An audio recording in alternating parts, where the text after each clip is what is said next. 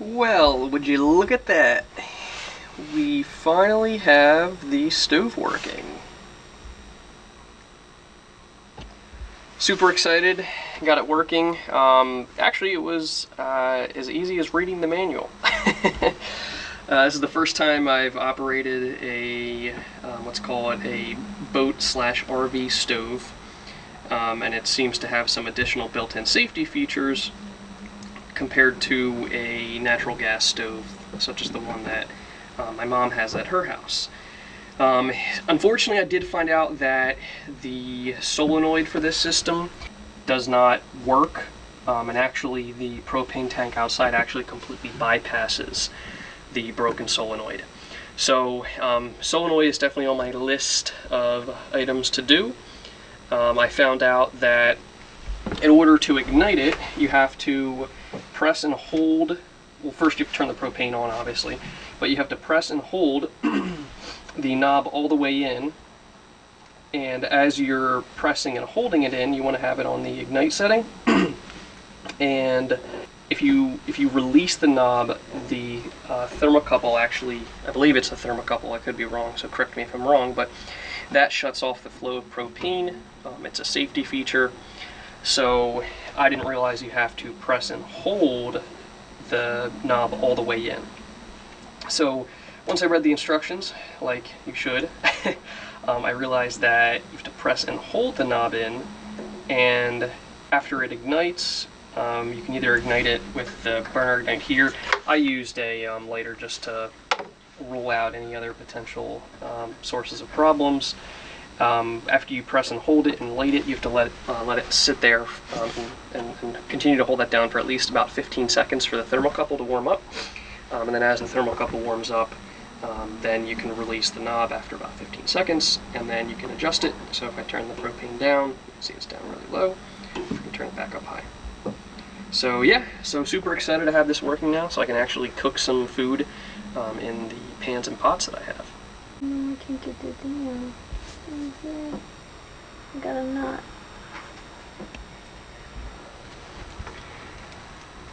Which looks more fun? Crotcheting? It's not crotcheting. What is it? How do you pronounce it? It's cross stitching. Oh, cross stitching. Knitting is this. Crotcheting? Crochet. Oh, crochet. This is embroidery cross stitching. Yeah, let me see what you got. Let's see so far. I'm really new to it, so I'm learning. But I got this so far. Very cool. Not too bad. Took me This is what the 3 days. final product should look like. This is the final. It's nice. I like it. Yeah. Yeah. Very cool. It's got a pretty late wake up this morning. Woke up around noon after all of the celebrating last night. But it's now about almost 2 p.m. and I've been messing around with the drain auger.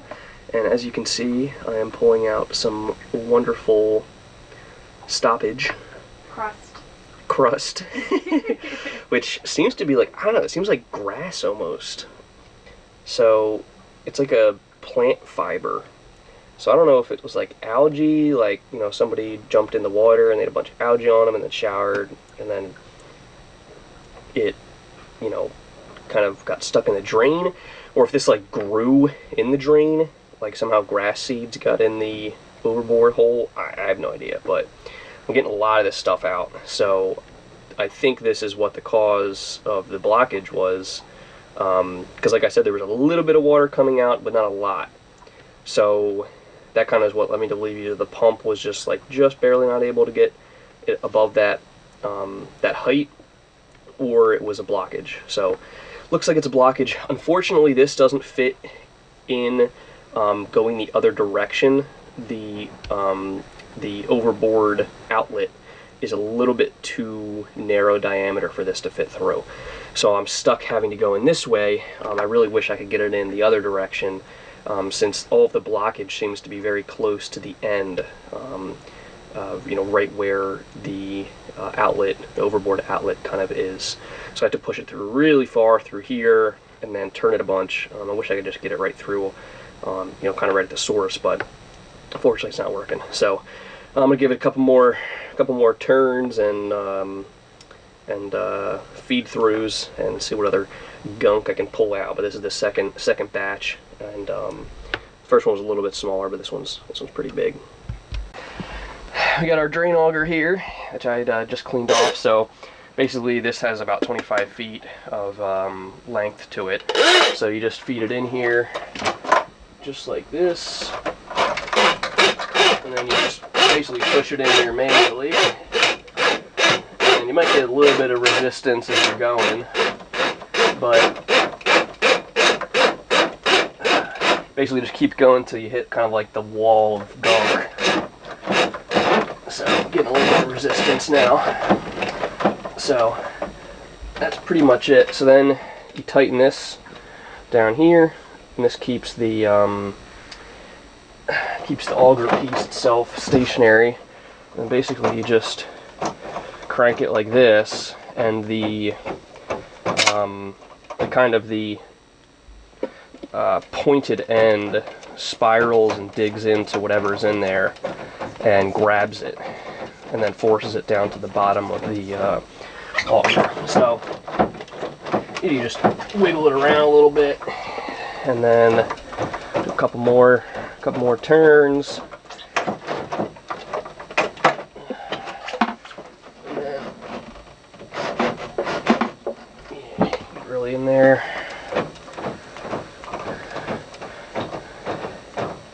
And you can hear it spinning in there all the way up towards wherever the blockage is as it grabs onto that gunk.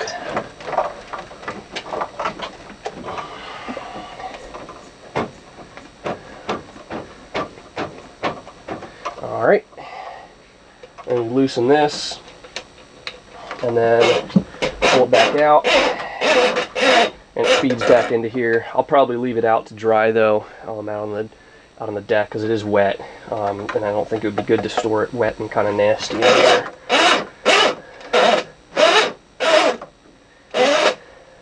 So you can see there's some pieces there coming out.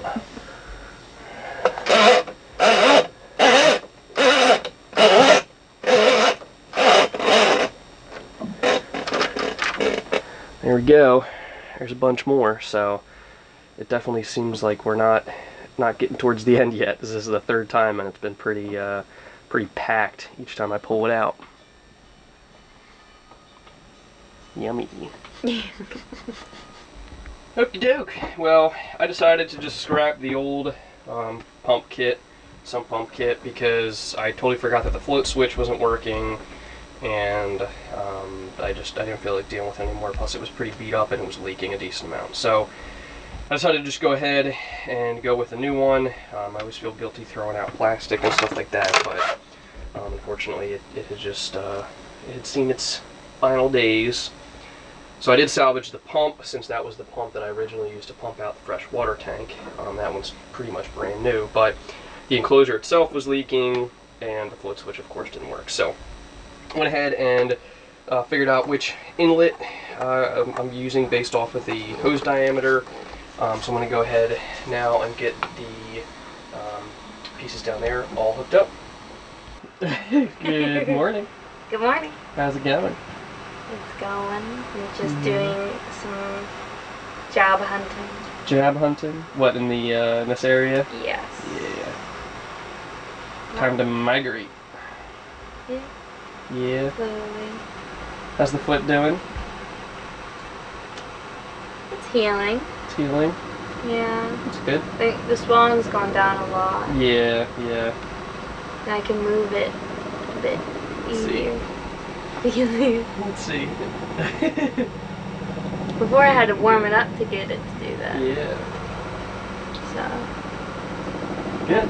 You got what? You got about 10 days. I have a twiggy leg. Twig leg? Look at it. Yeah. It's so twiggy. I know.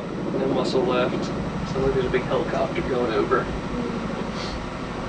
So, got Sid doing a little bit of physical therapy, off and on. She wiggles her toes with her hand, and then probably start doing some basic leg and hip exercises today. Just get her muscle kind of prepped for when she can start walking. Yeah, and I have to. So someone told me that you have to wear like platform shoes because I have to walk again wearing this boot. Oh and so yeah, because of the elevation, it can screw up your hips. So I have to wear my platform shoes. Guess you'll have to wear some heels on one foot. Yeah. Yeah. So. Just make sure, because I was thinking if somebody ever wears heels in here, they get the heel could potentially go through the. Well, I mean, we know that's gonna happen to me eventually. Yeah. Hopefully it doesn't break them.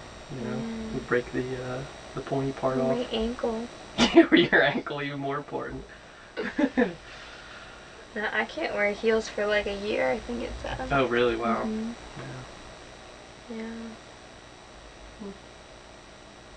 Well, we'll figure it out. Okay. So, yeah, since last I filmed, we made a couple of modifications. I relocated the dehumidifier, which you can see now we have this nice big open space here, which is really nice, really opens up the area. It makes it feel a lot larger and more accessible, because it definitely is now. So I relocated the dehumidifier back here, probably just temporarily, since it doesn't get the best airflow up here in the V-berth, and I just have it draining into that sink for the time being. Just got a little hose adapter here. Like I said, I want to relocate it eventually, probably right behind where Sid's sitting, back where the booze bottles are, just so we can get it kind of in the center of the cabin. That way, or excuse me, the saloon. That way, it'll get better airflow and be more centralized to the boat rather than all the way up there in the V-berth. Plus, then we wouldn't have to worry about moving it when we have guests over. The nice thing is it does have a built-in water tank, so for instance, we can put it on the ground somewhere if we need to when we have guests over. That way, of course, they can sleep up here. So, kind of back to storage up here in the V-berth for the time being. I also finally was able to get a trash can that fit down in here. It was a very interesting dimension. Most standard kitchen size trash cans don't fit in here, but I was able to find a trash can that just perfectly fits. So I'm very excited about that. Now it's so much easier to just basically throw trash out, just open this, put it in there. Unfortunately, this boat was manufactured in a time where recycling wasn't a thing back in the late 90s. So, and I couldn't find a trash can that was small enough that had a split side for trash and then recyclables. So unfortunately, we still have to kind of put recyclables in its own bag, somewhere in the boat. So still have to figure out where we're going to do that. But that's nice. It's a lot more accessible, especially when you're doing dishes up here, because before, if you remember, the humidifier kind of ended right here, and then we had that can coming off to drain water into the sink. So you were left with about, half of this sink, and then when you accounted for this one, with the soap dish, this one's a lot smaller. It was harder to really wash any pots or anything. And then plus we can open up, this area a little bit more. Got the paper towel roll over there, used to be over there. And then all of the soap and hand sanitizer used to be in the sink here, so it was just a mess constantly moving everything. Relocated the water filter and some of just the water storage. We're probably going to start using the sink soon because we've been testing it just to make sure it's drinkable. And so we'll probably put this away somewhere, just keep it for later. Unfortunately, ran into some issues with the stove. I'm not sure what the problem is. The only thing I can think of is the propane regulator doesn't like to work under higher temperatures when you have higher propane pressure. When I originally tested out the propane on the stove, it was about low 30 degrees out, and the PSI on the tank was, I want to say, around like 60. And then this past weekend, when it warmed up and it was about 60 degrees out, the PSI was up to about 90, 95, and for whatever reason, there just was no propane coming to the stove itself. So I think I might have a faulty regulator, unless for whatever reason somehow there's like debris in the line that magically just appeared when we tried to turn it on Sunday or Saturday, whenever that was. So I'm gonna try messing around with that today, since it's actually pretty chilly out today. It's about low 30s again. Back here, you can see I got a nice oil radiator. So this is a, how do you pronounce that? DeLonghi oil radiator. Pretty sweet. It's about $80, I want to say, at Lowe's. And it has a digital thermostat, which is nice. So we can set this for a temperature level that's higher than the boat HVAC, just to take off some of the stress from the boat HVAC. Because I would rather something like this fail and have this run, 24/7, and have this fail first, rather than having something fail on the boat HVAC, since this is only, $80 for a new one, whereas replacing something with the boat HVAC, like, there's motors and all that, and a lot of moving parts, fans, would be a much bigger expense, and would require a lot more effort than just simply purchasing another one of these, or potentially replacing, if the motor fails on this, because that's, I think, the only moving part is a pump to pump the oil through the radiator. So the nice thing is it is a little close to the bed. Technically, we're not supposed to have it this close to the bed.